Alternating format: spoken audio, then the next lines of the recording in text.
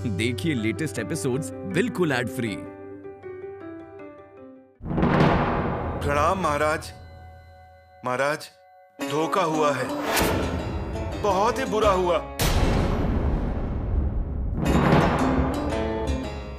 हम भी राव का ही है। हमने खुद के मन को समझा दिया है। महाराज, किला हमारे हाथों से चला गया।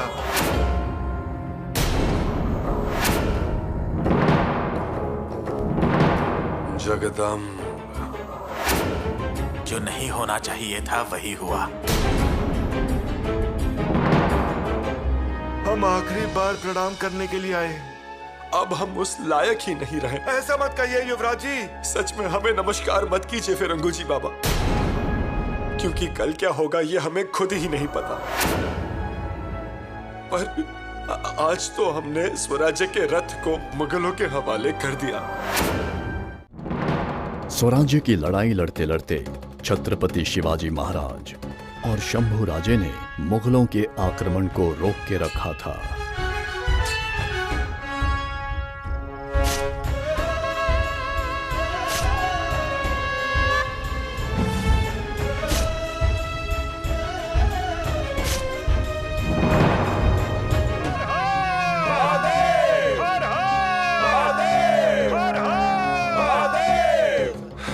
जगदम्ब, लेकिन एक पल ऐसा आया जिसने शंभू राजे के सिर से पिता का साया छीन लिया।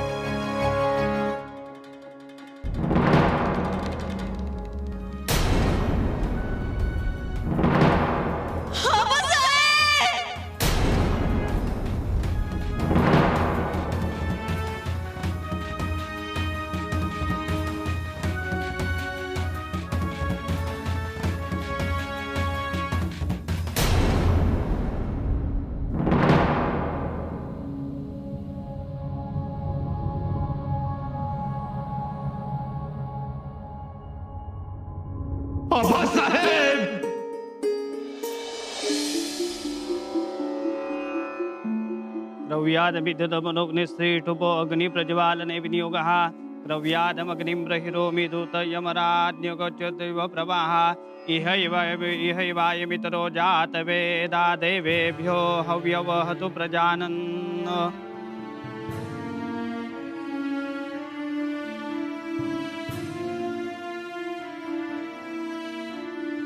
दह्यमान प्रेतानुमन्त्रणे विनियोगः प्रेहि प्रेहि पतिभिः पूर्वेभिर्यत्रान पूर्वे पितर परेयुः उभा राजाना सदयामन्ता यमं पश्यासि वरुणं च देवम्।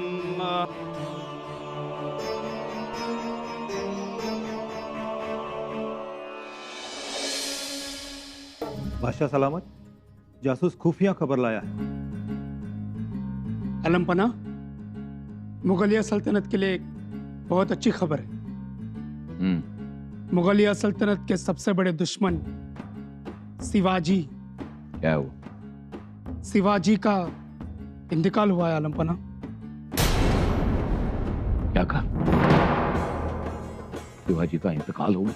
खबर पुख्ता है आलमपना। दक्खन में मातम छाया हुआ है।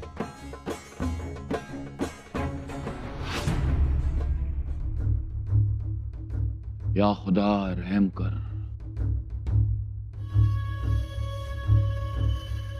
बादशाह सलामत, दुश्मन के लिए रहम। शिवाजी जैसी शख्सियत लाखों में एक होती, वो आलम का नूर होती। वजीर सल्तनत आलमगीर औरंगजेब के लिए एक चैन और सुकून की खबर है, लेकिन एक इंसान औरंगजेब की नजर में आलम से एक इंसान नहीं,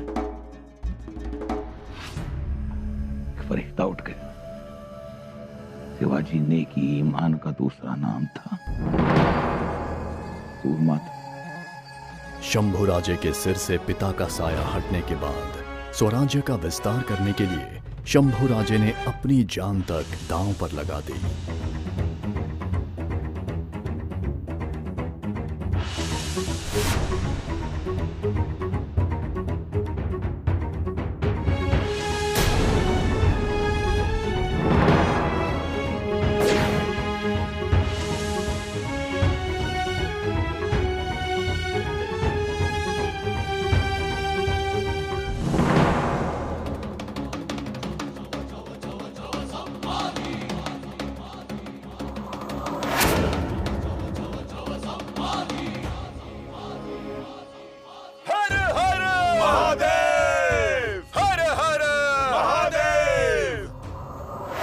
लेकिन शंभुराजे को रोकने के लिए औरंगजेब उत्तर से दक्षिण में आके रहने लगा।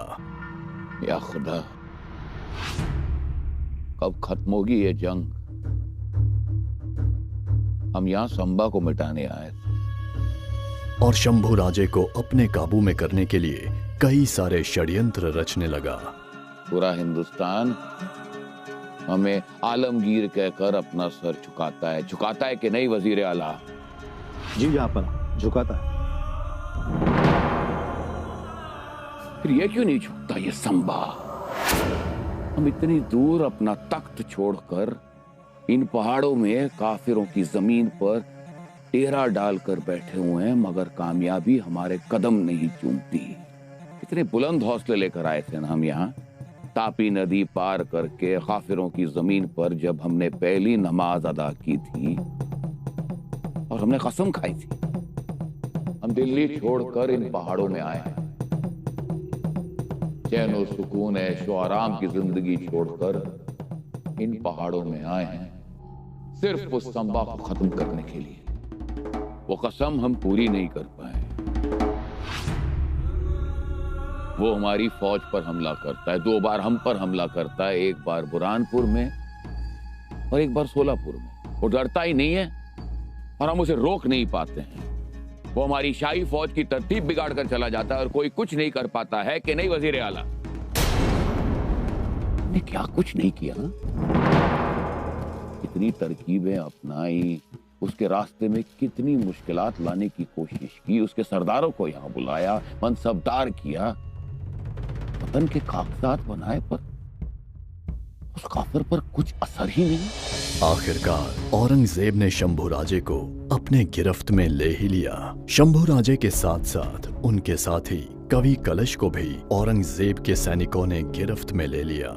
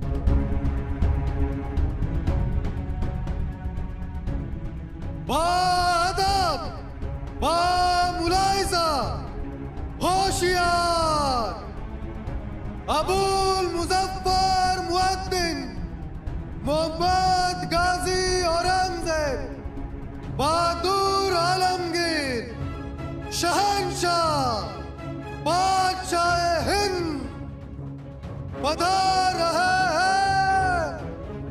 होशियार होशियार होशियार।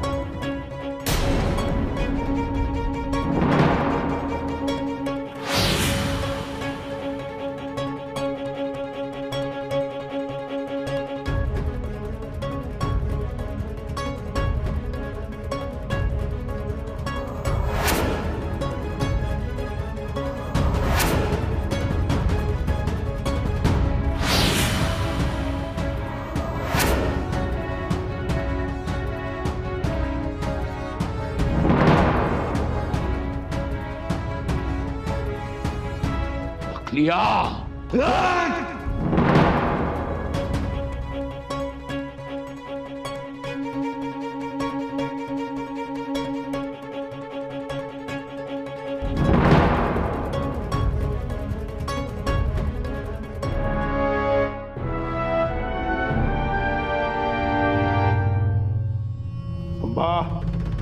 बहुत बुरा किया तूने, बहुत बुरा। लेकिन एक बार माफी मांग लेता तो क्या होता? माफी? हट! सब भूल जाओगे काफर। खामोश मुकर्रम, काफर तो तुम हो, तुम। आज शंभुराजे और कवि कलश की आंखें निकाल दी गईं।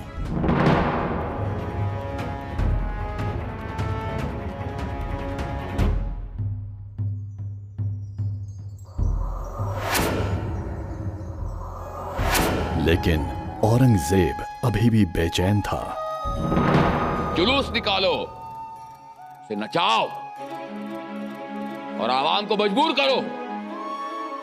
ये सल्तनत का हुक्म है कि वो आके देखे, ये मंजर देखे, ताकि इसके बाद मुगलिया सल्तनत से दुश्मनी करने की जुर्रत कोई नहीं करेगा। असद खान, हमारे हुक्म की तामील हो, जाओ। जी जहांपना। उसकी नजरें रायगढ़ पर थीं। और ये रायगढ़, जैसे हमने संबा को तिल तिल मरने पर मजबूर किया था, वैसे ही हम रायगढ़ को मजबूर करेंगे। जी जहांपना। लेकिन मराठों की फौज ने औरंगजेब की सेना को रायगढ़ जीतने नहीं दिया।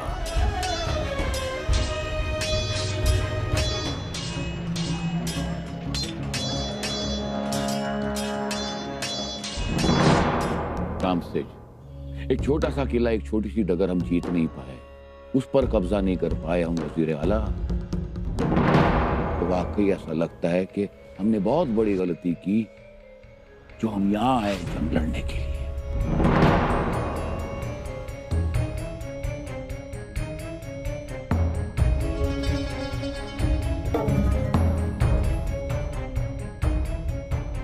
और हमारा प्यारा शाही ताज। औरंगजेब बहुत गुस्सा हो गया। यहाँ के पहाड़ हमें देखकर हमारी खिल्ली उड़ा रहे हैं, हम पर हंस रहे हैं। वज़ीर आला, ये सोचकर हमारा कलेजा जल रहा है।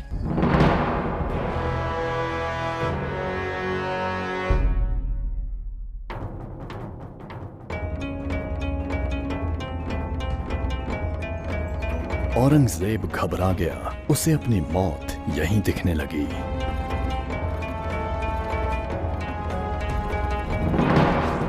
हमें वापस जाना चाहिए। मैं काजल की कोठरी नहीं बनना चाहता हूं। यहां रहकर अपना घर फूंक कर मैं तमाशा बनना नहीं चाहता। वजीर आला,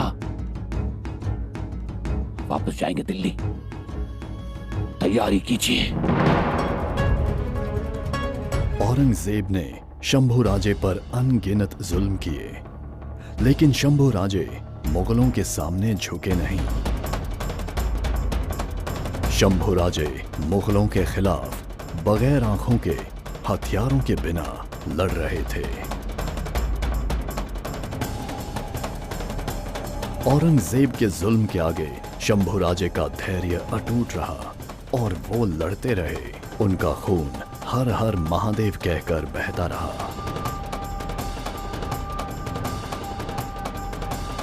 बस, बहुत कर लिया इंतजार, बहुत हो गया सब्र।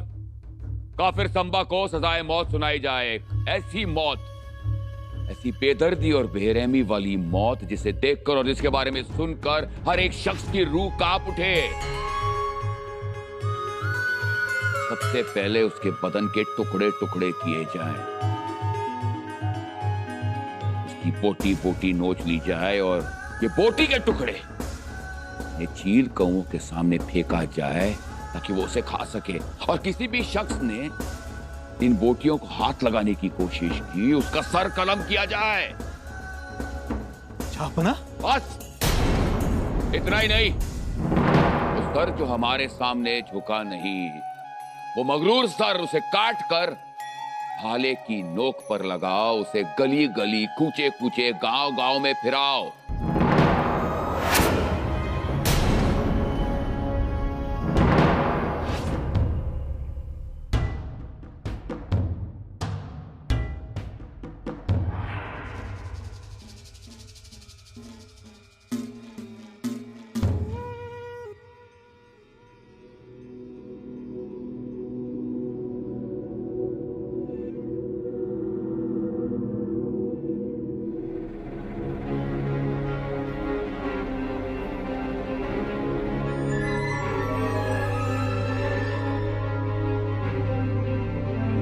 लेकिन एक दिन एक वीर योद्धा मुगलों से लड़ते लड़ते अमर हो गया।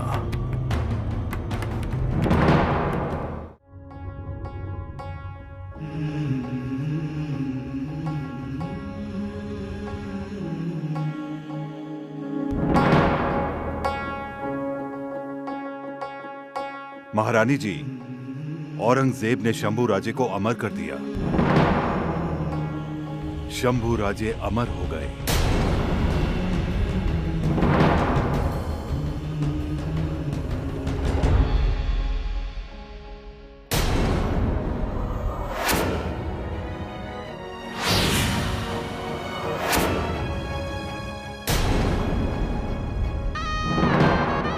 शंभू राजे